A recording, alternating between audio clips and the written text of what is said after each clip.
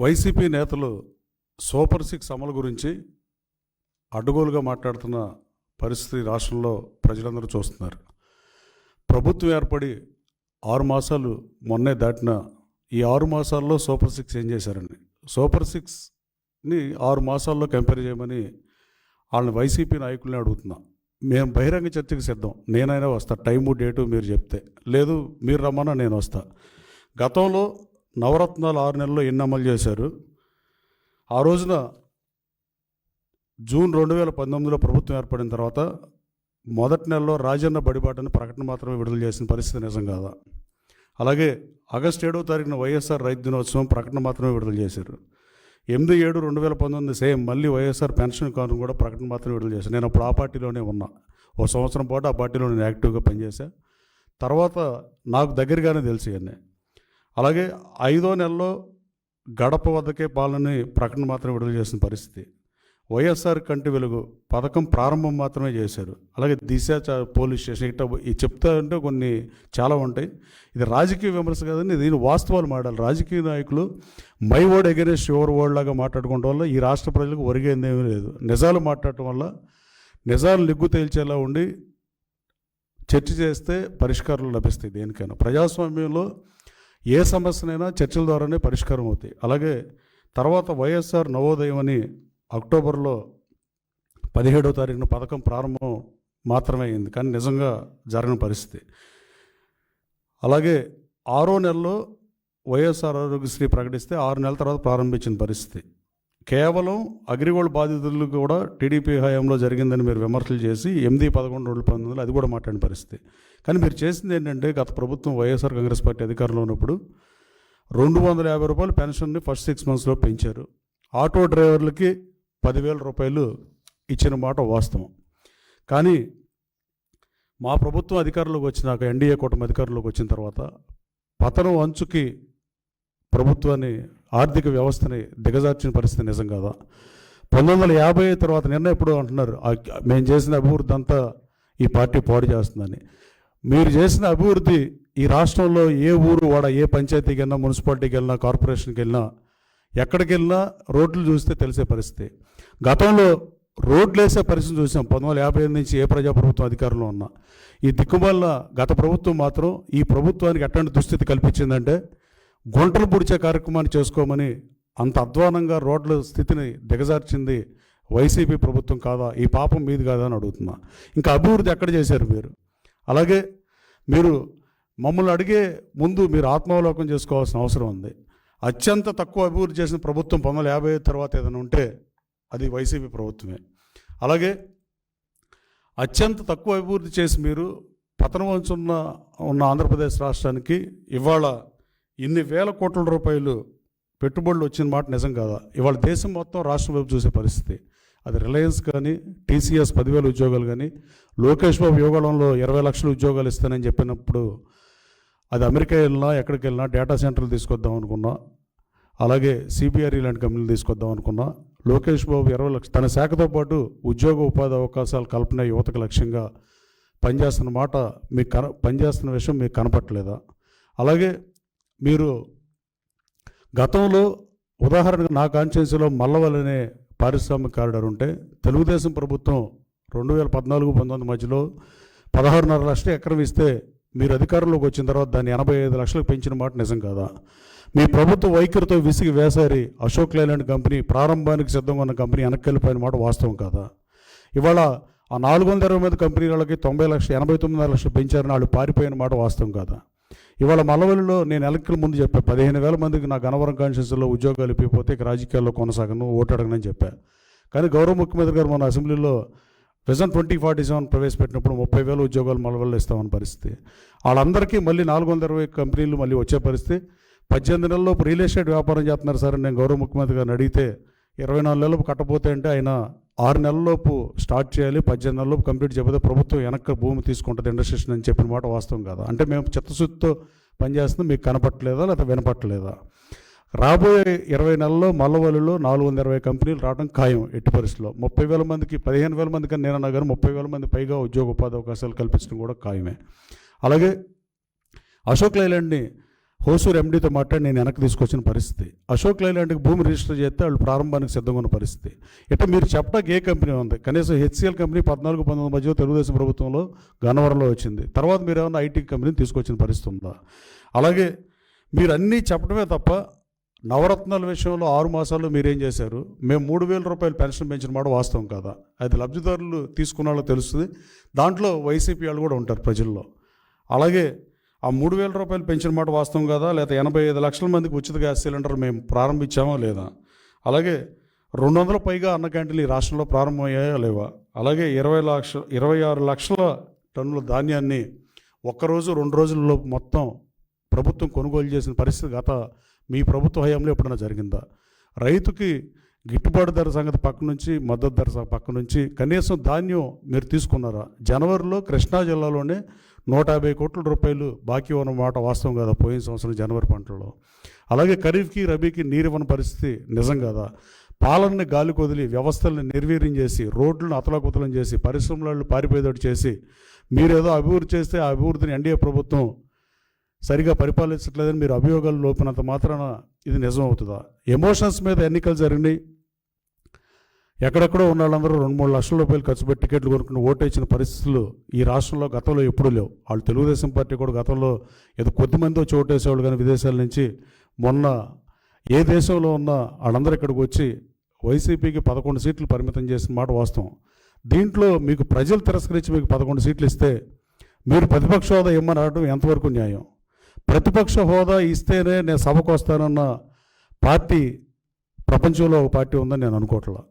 అలాగే ఈ 11 మంది శాసనసభ్యులు ప్రజాధనం శాలరీగా తీసుకుంటూ అసెంబ్లీకి రాకుండా కేవలం మీడియా సమావేశాల ద్వారానే మీరు సమస్యలని పరిష్కరిద్దాం అనుకుంటున్నారా? జగన్మోహన్ రెడ్డి గారు ప్రజా దర్బార్ నిర్వహించారు, తండోపు తండాలుగా జనం వచ్చారని రాసిన పరిస్థితిని మన పత్రికలో చూసాం.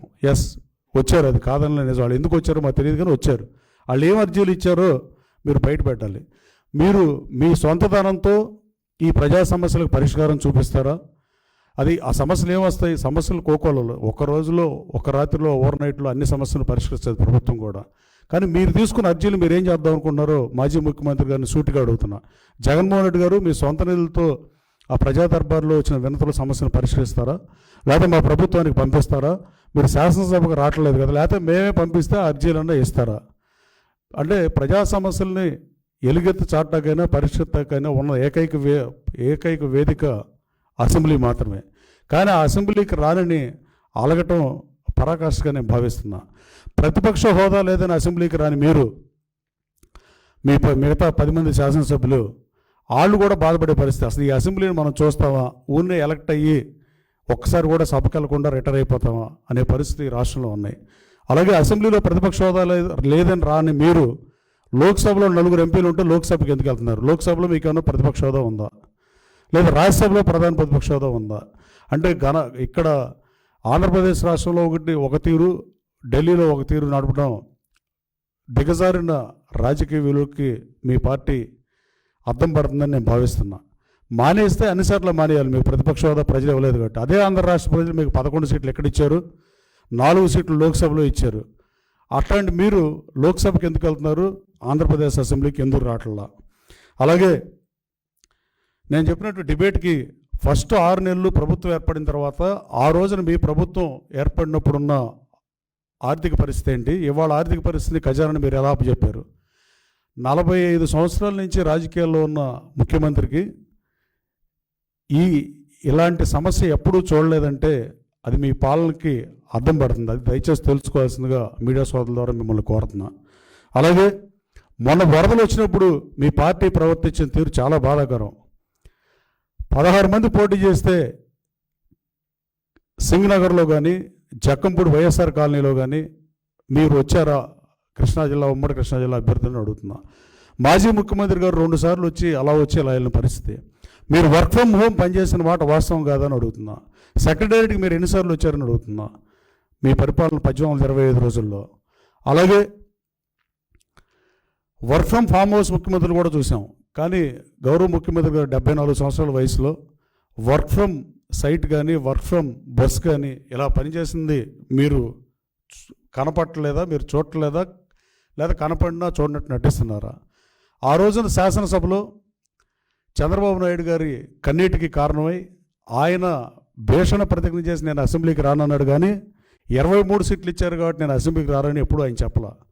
కమ్యూనిస్ట్ పార్టీ యోధులు ఒకళ్ళో ఇద్దరో శాసనసభకు ప్రాతినిధ్యం వచ్చినప్పుడు ఉమ్మడి రాష్ట్రంలో వాళ్ళు ప్రతిపక్ష హోదా ఉందని వచ్చేవాళ్ళ. కనీసం మీరు నిజాలు గుర్తెరిగి ప్రజలను అవమానించకుండా, శాసనసభను అవమానించకుండా, ప్రజాస్వామ్యాన్ని అవమానించకుండా, ప్రజాస్వామ్యం పరిడి వెళ్ళాలంటే ప్రజాస్వామ్య విలువలకు తిలోదకాలు ఇవ్వకుండా ఒక రాజకీయ పార్టీగా ఏం చేయాలనేది మీరు ఆలోచన చేయాల్సిన అవసరం ఉంది. సభానాయకుడిగా ముఖ్యమంత్రి సభ నడుపుతుంటే ముఖ్యమంత్రి గారు సభలో ఉన్నప్పుడు ప్రతిపక్ష సభ్యులు మిమ్మల్ని కూడా ఎలక్ట్ చేసుకున్నారు. కుప్పం నుంచి చంద్రబాబు నాయుడు గారిని ఎన్నుకుంటే, పులివెందుల నుంచి మిమ్మల్ని ఎన్నుకుంటే, మిగతా 10 సీట్ల నుంచి ప్రజాప్రతినిధులు ఎన్నుకున్న వాళ్ళని మీరు అవమానించడం కాదని నేను స్ట్రైట్గా అడగదలుచుకున్నా. మీ హయాంలో ఎన్ని లక్షల కోట్లు పెట్టుబడులు వచ్చినాయి? దావోస్ని కామెడీ చేసిన పరిస్థితి కోడిగుడ్లు తాటితో పోల్చి. నేను లోతుల్లోకి వెళ్ళదలుచుకోలేదు కానీ ఫీల్ గుడ్ ఫ్యాక్టర్ వచ్చిన పరిస్థితి నిజం. వాట్సాప్ కాల్ మాట్లాడే పరిస్థితి నుంచి మామూలు ఫోన్లు మాట్లాడే పరిస్థితికి రాష్ట్ర ప్రజలు ఈ గవర్నమెంట్ మారినాక మామూలు ఫోన్లో మాట్లాడే పరిస్థితి వచ్చింది. వాస్తవం కాదని అడుగుతున్నా. అలాగే మీకు 1950 తర్వాత తక్కువ అభివృద్ధి చేసి మీ అభివృద్ధిని మేము అటకెక్కించామని చెప్పడం హాస్యాస్పదంగా నేను భావిస్తున్నా. అలాగే భాషా ప్రయుక్త రాష్ట్రాలు ఏర్పడినాక పొట్టి శ్రీరాములు గారి త్యాగ ఫలితంగా 58 రోజులు ఆమర నిరాదీక్ష చేసి రాష్ట్రాన్ని ఏర్పాటు చేస్తే తర్వాత కాలంలో భాషా ప్రయుక్త రాష్ట్రాలు ఏర్పడటానికి ఇది కారణమైంది. అలాంటి తెలుగు భాషా ప్రయుక్త రాష్ట్రంలో తెలుగు గురించి, తెలుగు మీద దాడి చేద్దాం అనుకునే ఉద్దేశం ఒక రాజకీయ పార్టీ అధినేతగా, ఒక రాజకీయ పార్టీగా మీకు కూడా మంచిది కాదని మీకు సూచిస్తూ, మీరు ఇంగ్లీష్ మీడియం ప్రవేశపెట్టారు. కానీ ఏ ఇంగ్లీష్ మీడియం ప్రవేశపెట్టిన రోజున ఏ జిల్లా పరిషత్ హై స్కూల్లో అయినా, ఏ స్కూల్లో అయినా ఒక ఇంగ్లీష్ టీచర్తో అన్ని సబ్జెక్టులు ఎలా టీచ్ చేద్దాం అనుకున్నారో అనేది గత ప్రభుత్వ తెలుగు తక్కువతనానికి పరాకాష్ఠగా నేను భావిస్తున్నా. అలాగే ఇప్పుడు మళ్ళీ సాక్షిలో ఇంగ్లీష్ మీడియం మన పిల్లలకే, పేద బిడ్డలకు తెలుగే, ప్రభుత్వ స్కూళ్ళలో ఇంగ్లీష్ మీడియం ఎత్తేసేందుకు సీఎం చంద్రబాబు ఎత్తుగడలు, బాబు మార్కు పన్నాగం ప్రపంచ తెలుగు రచయితల మహాసభల వేదికగా అమలు. ప్రపంచ తెలుగు రచయితల మహాసభల వేదికలో తెలుగు గురించి మాట్లాడతారు. అలాగే తెలుగుని ఎన్టీ రామారావు తెలుగును స్పృశించి తెలంగాణ, ఆంధ్ర, రాయలసీమల్లో ఆ రోజు అధికారంలోకి వచ్చిన పరిస్థితి.